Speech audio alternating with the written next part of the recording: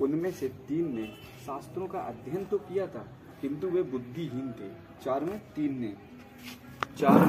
3 ने शास्त्रों का अध्ययन किया था, परंतु वे शास्त्रों में निपुण थे लेकिन बुद्धि से हीन थे। और जो एक था उसने शास्त्रों का कोई अध्ययन नहीं किया था, वह मान लो विद्या में वो विमुख था लेकिन बुद्धि से श्रेष्ठ था, तथा एक शास्त्र से विमुख था परंतु लोक व्यवहार में बड़ा चालाक था। एक दिन चारों ने आपस में विचार किया कि ऐसी विद्या से क्या लाभ जिससे देश विदेश में जाकर राजाओं को संतुष्ट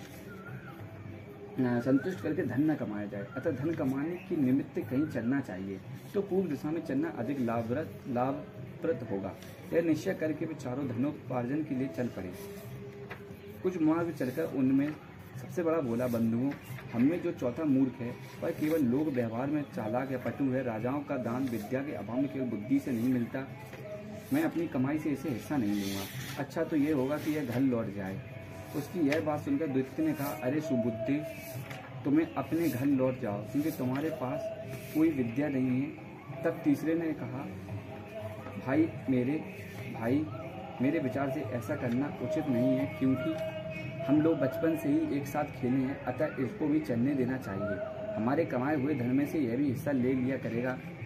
और दूसरे ने कहा था, दूसरे ने कहा, भाई तुम अपने घर लौट जाए, इसने ये कहा था, ठीक है। तो हमारे कमाए हुए धन में से ये भी एक हिस्सा ले लिया करेगा, ये तीसरे ने कहा।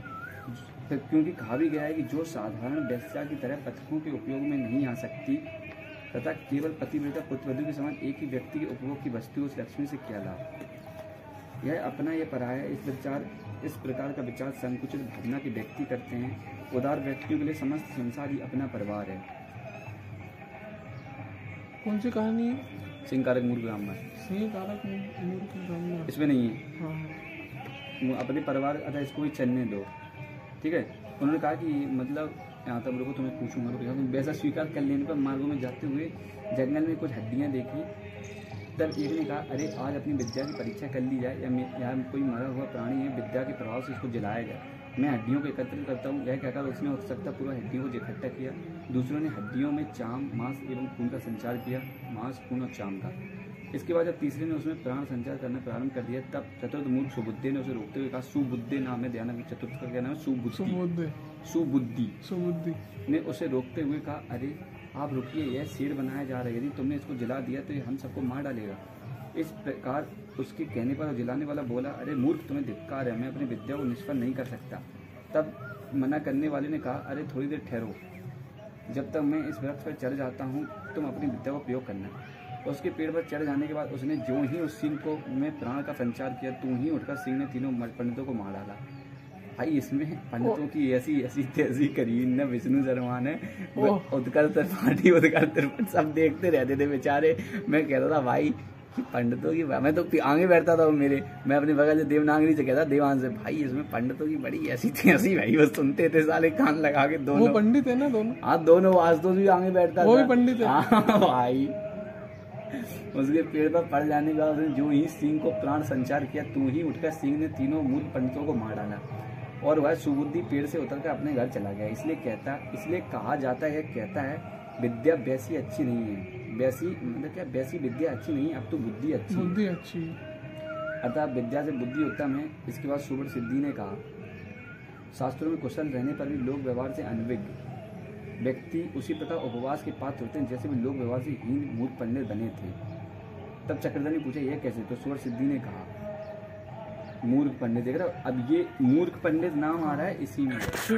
फिर स्वर्ण सिद्धि कहती है सिंहकारक मूर्ख ब्राह्मण में।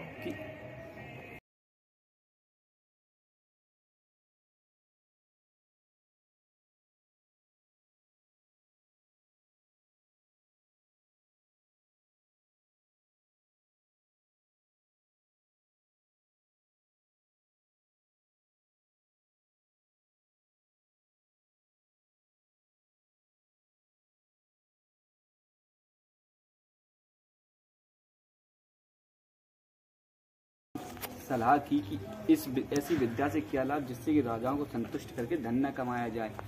तो धन को प्राप्त करने के लिए हमें कहीं चलना चाहिए, तो उत्तर दिशा की ओर अधिक लाभप्रद होगा। उन्होंने ये सोचा कि उत्तर दिशा की ओर अधिक लाभप्रद होगा और उत्तर दिशा की ओर चल पड़ते हैं। रास्ते में कुछ दूर चलने पर उनमें से जो चौथा वो बोलता है कि भाइयों हम में से जो चौथा हम में से जो नहीं उनमें होता से है वो सुबुद्धि होता है, उसको नहीं लेकर जाना चाहिए, क्योंकि नहीं, इसको तो हम में से जो पहला ऐसे उन्होंने कहा कि- शास्त्र का ज्ञान हाँ, नहीं उसने है। ये कहा कि हमें से जो पहला मित्र है ना वो शास्त्रों में वो मतलब बुद्धिहीन है, वो सिर्फ लोक व्यवहार में पटु है। तो लोक व्यवहार में पटु होने से ही केवल धन की प्राप्ति नहीं होती, विद्या में श्रेष्ठ होना जरूरी है। हाँ। इसलिए हम इसे कोई धन नहीं देंगे, हम अपने हिस्से का कोई से धन नहीं देंगे।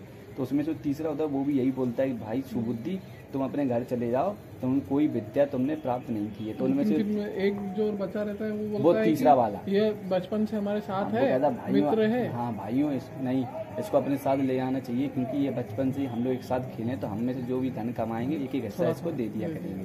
तो क्योंकि फिर तुलना है, क्योंकि कहा भी गया है कि मतलब साधारण वैश्या की तरह जो पतकों जो मतलब जो साधारण वैश्या होती है वो पतकों के मतलब सभी मनुष्यों के लिए उपयोग की चीज़ नहीं है। हाँ।